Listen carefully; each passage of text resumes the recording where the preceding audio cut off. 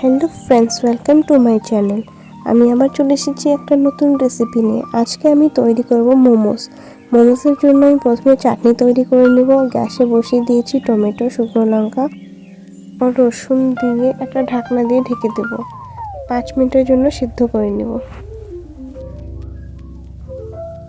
অন্যদিকে আমি দিয়ে দিচ্ছি একটা মিক্সি জারের মধ্যে ক্যাপসিকাম, পেঁয়াজ, বাঁধাকপি একটু গ্রাইন্ড করে নেব মোমোসের স্টাফিংয়ের জন্য।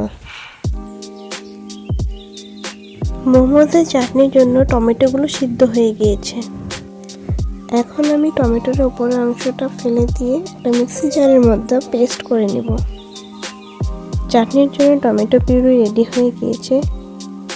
অন্যদিকে আমি একটা ফ্রাইং প্যান বসিয়ে দিয়েছি।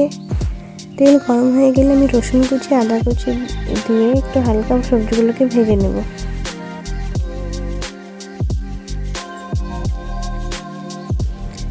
নেড়ে চেড়ে সবজিগুলোকে ভালো করে একটু ভেজে নিতে হবে। অন্যদিকে আমি পেস্ট করে রাখা টমেটোর পিউরি গরম তেলে দিয়ে একটু হালকা করে কষিয়ে নেব।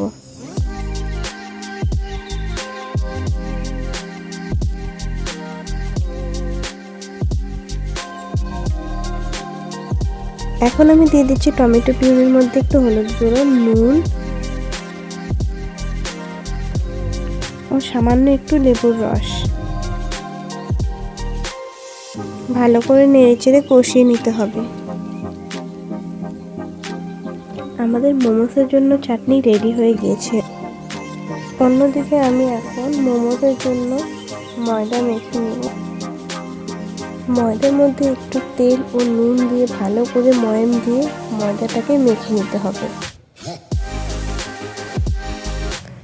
মোমোসগুলো যে কোনো একটা শেপ দিলেই হবে। আমি যেমন এই শেপটা দিয়েছি, আমি জানি অত ভালো হয়নি, তবু চেষ্টা করেছি।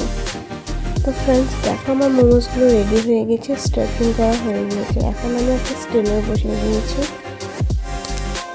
আমি 10 থেকে 15 মিনিটের জন্য মোমোসগুলোকে স্টিম করে নেব।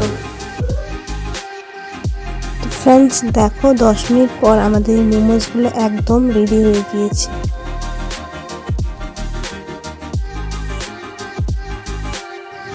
দেখো, আমি চাটনি ও মোমোসগুলোকে একটা প্লেটের মধ্যে সাজিয়ে নিয়েছি।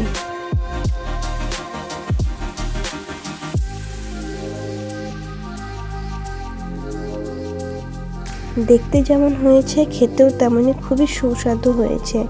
ভালো লাগলে অবশ্যই ভিডিওটা লাইক, কমেন্ট, শেয়ার করতে ভুলবেন না। দেখা হচ্ছে আবার পরের ভিডিওতে।